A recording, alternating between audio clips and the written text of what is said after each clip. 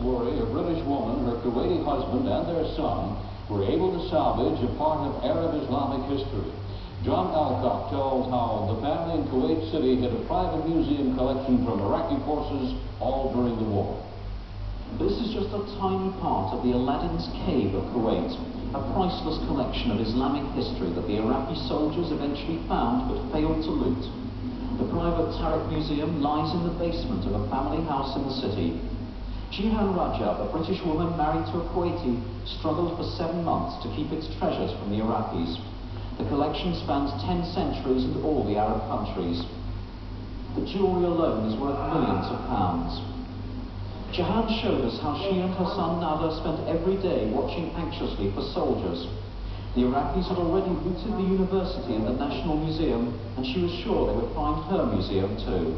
I would have been devastated because you can't repeat these things in so many cases. They were actually destroying their own history, if you like, their own culture of Arab Islamic history, which was shattering. In an attempt to fool the Iraqis, they removed the museum sign from the front of the house. They built false panels to hide the most valuable parts of the collection. A pair of silver horses stood guard outside the secret room containing the best of the gold jewellery. But many beautiful and historically important objects had to be left in their display cases. For 7 months, the treasures remained safely hidden.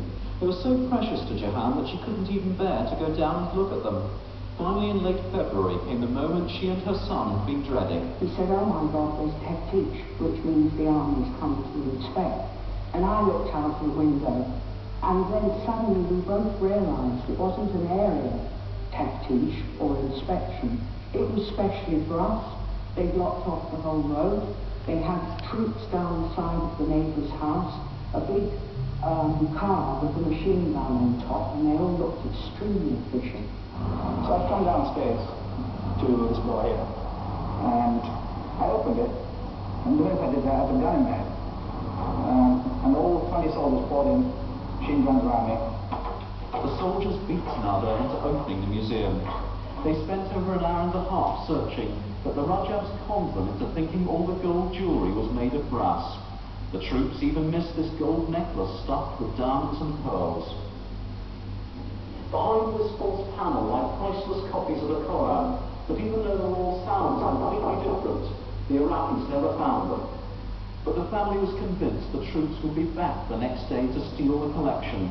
But overnight the ground war started, and the Iraqis had more pressing concerns. I think